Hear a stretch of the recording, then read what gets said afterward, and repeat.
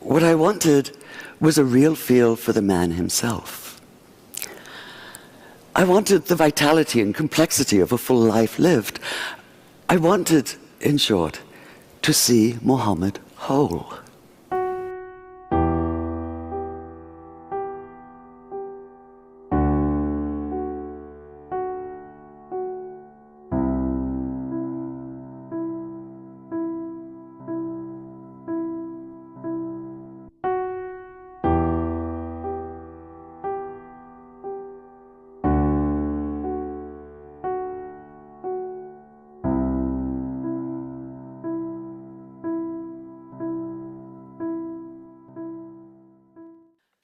When you're deeply focused on your work, you forget how it looks to others.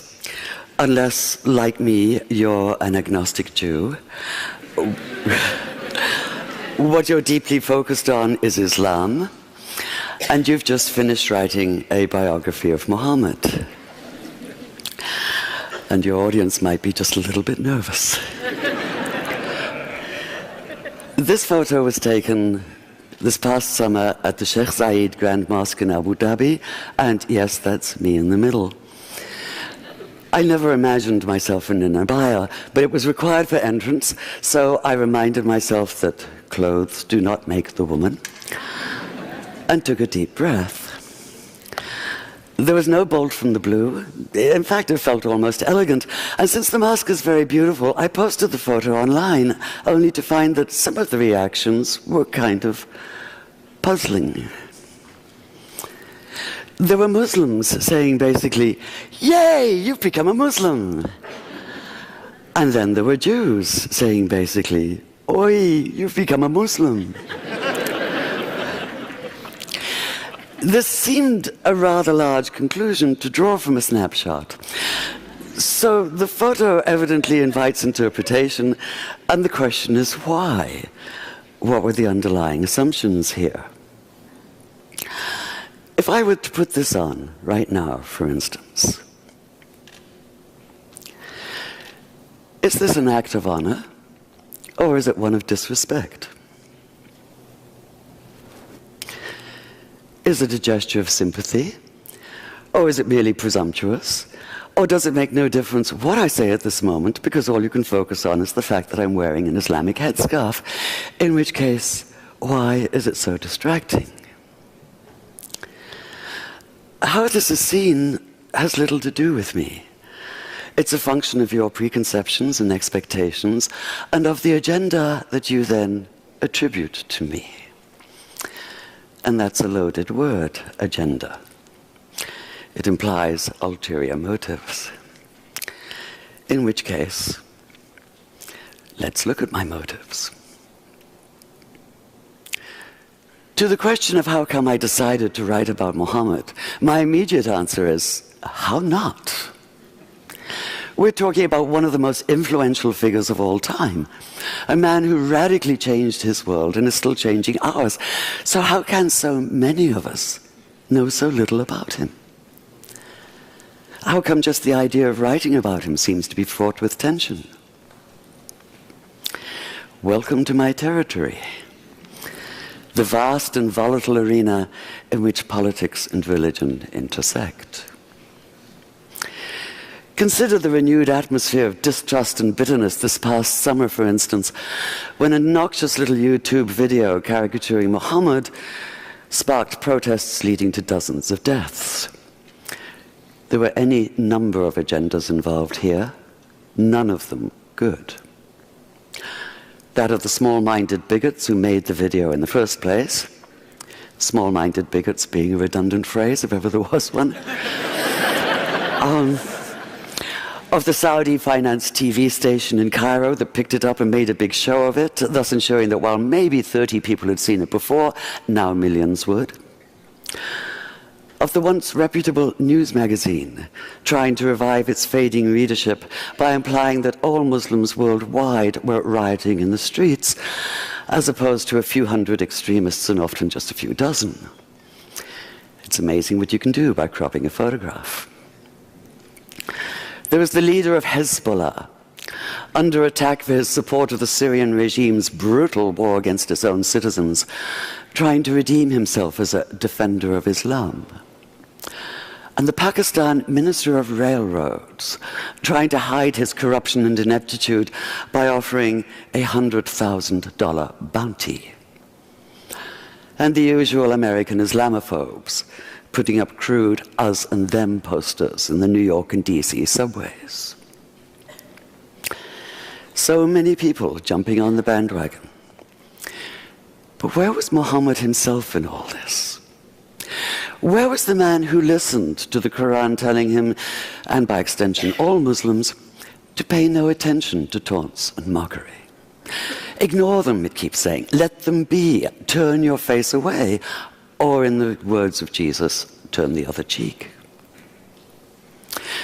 While Muhammad has certainly been distorted by his detractors, he sometimes seems to have been equally distorted by the loudest of his self-proclaimed defenders, which makes it all the more urgent that we know who he really was. Yet the millions, if not billions, of words that have been written about him often seem to obscure as much as they reveal. The more of them I plowed through, the more it felt as though he were being weighed down by the sheer accumulated mass of them. What I wanted was a real feel for the man himself. I wanted the vitality and complexity of a full life lived. I wanted, in short, to see Muhammad whole. And this meant steering clear of a virtual minefield of agendas, including piety and sentiment and stereotype and judgmentalism. So even as the hundreds of research volumes piled up on my floor, my most valuable research tool may have been this one-word reminder pinned beside my desk. Think. Take the pivotal moment of Islam, for instance, which is what happened to Muhammad one night in the year 610 on a mountain just outside Mecca. He'd gone up there, it seems, in the hope of perhaps a quiet moment of insight. The last thing he expected was the blinding weight of revelation. So what struck me in the earliest account we have of that night was not even so much what happened as what did not happen.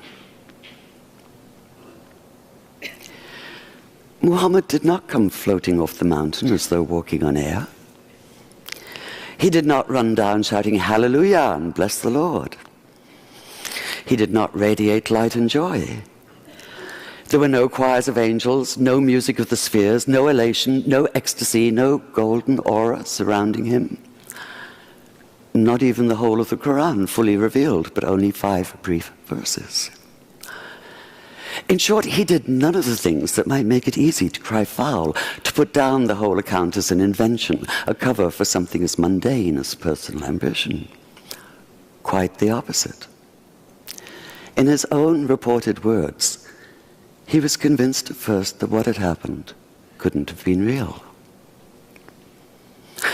At best, he thought it had to have been a hallucination, his own mind working against him. At worst, possession, and he'd been seized by an evil jinn, a spirit out to deceive him, even crush the life out of him.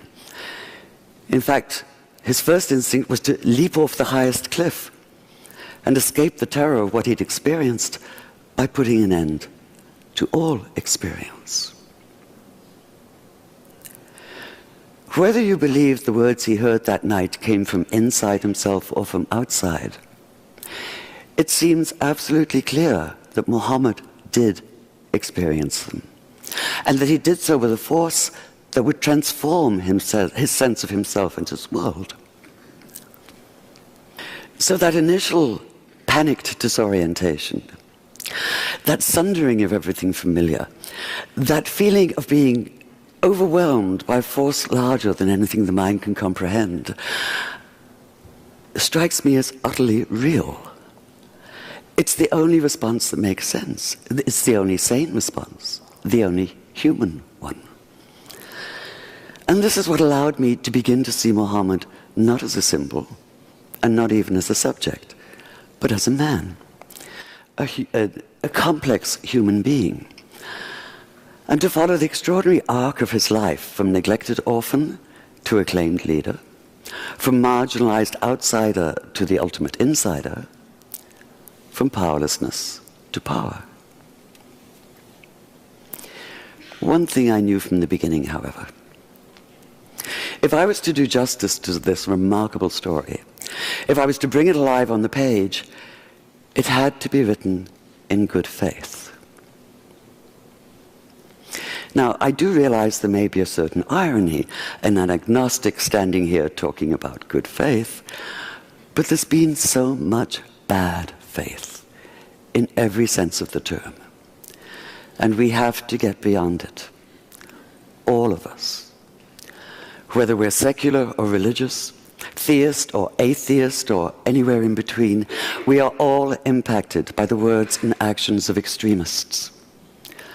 What happens in one tiny corner of the world now reverberates globally. But whether we live in Tehran or in Tel Aviv, in New York or in New Delhi, we do have a choice. We can refuse. Refuse, that is, to allow ourselves to be led by anger and suspicion. Refuse to allow ourselves to be manipulated by extremists of all stripes. Refuse their narrow vision, their comic book distortions, their miserably small minds. We have to reclaim the narrative, the full narrative, beyond stereotypes, beyond snap judgments, beyond headscarves. Just as we need to see Muhammad whole, so we need to start seeing each other whole, in good faith. Thank you.